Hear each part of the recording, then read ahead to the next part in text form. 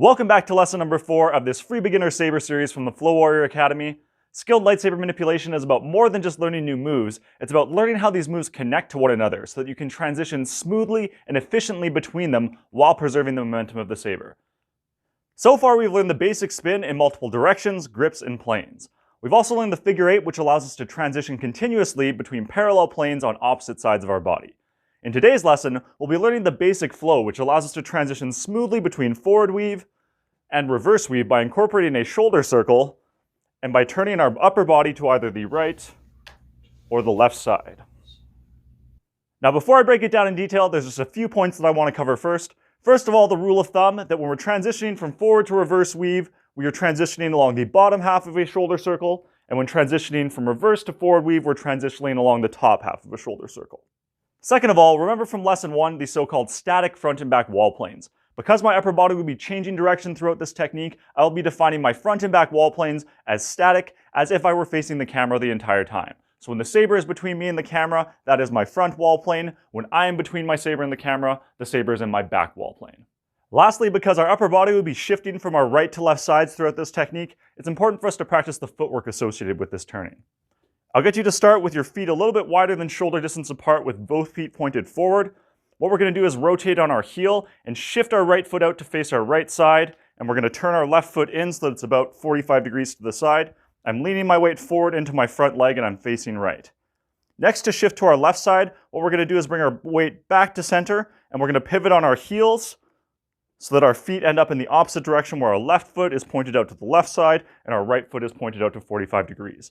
I want you to practice the shifting back and forth between these stances while maintaining your balance.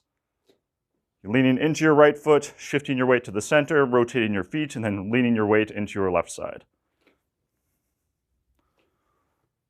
Now that we have that out of the way, let's break it down. I'm going to start again with the saber in my right hand in forward grip and turn to face my right side, extending the arm out in front of me. I'm going to do the simplest variant for now, which involves one forward direction circle to the outside of my arm in my back static wall plane, then a shoulder circle along the bottom half as I turn to face the left side.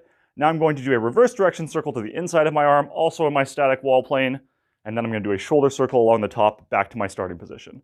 So forward direction circle in back wall plane, shoulder circle along bottom half, reverse direction circle in back wall plane, shoulder circle along top half.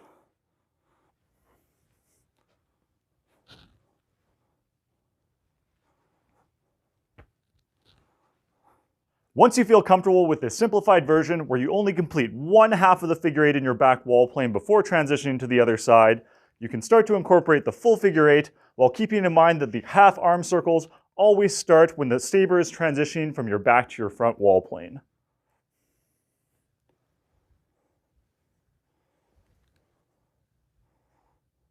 Now we can learn to do the same simplified variant in reverse grip.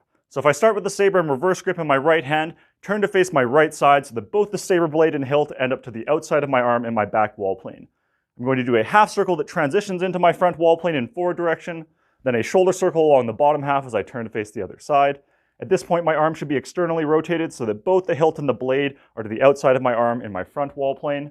Then I'm going to transition for one circle in my back wall plane with the blade, and end up with both in my front wall plane where I'm going to initiate another shoulder transition along the top half. So I do one circle in my back wall plane as I transition to front, shoulder circle along the bottom half, then I do one circle in my back wall plane back to front plane, and then shoulder circle along top half.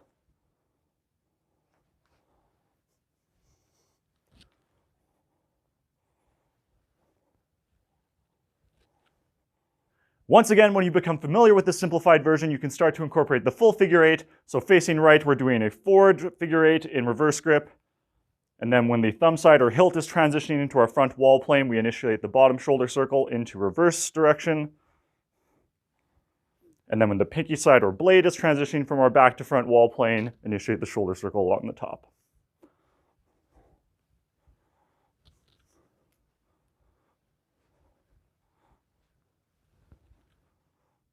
If instead we started doing the reverse weave while facing the right side, the principle is the same, that when the saber is transitioning from our back wall plane to our front, we initiate the shoulder circle.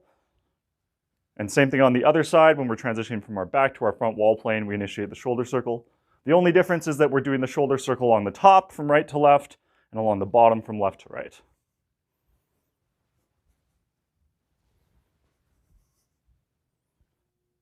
Now, I'm not going to double the length of this tutorial, but I am going to stress again the importance of practicing all of these techniques with your left hand as well, if you ever want to learn how to throw a saber or how to dual wield.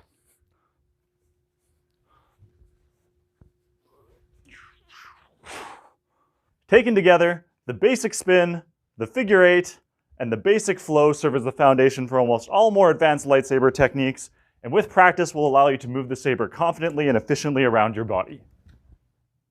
Join me in the final lesson of this beginner saber series, where I'll share some valuable training tips that will help you get the most out of your practice.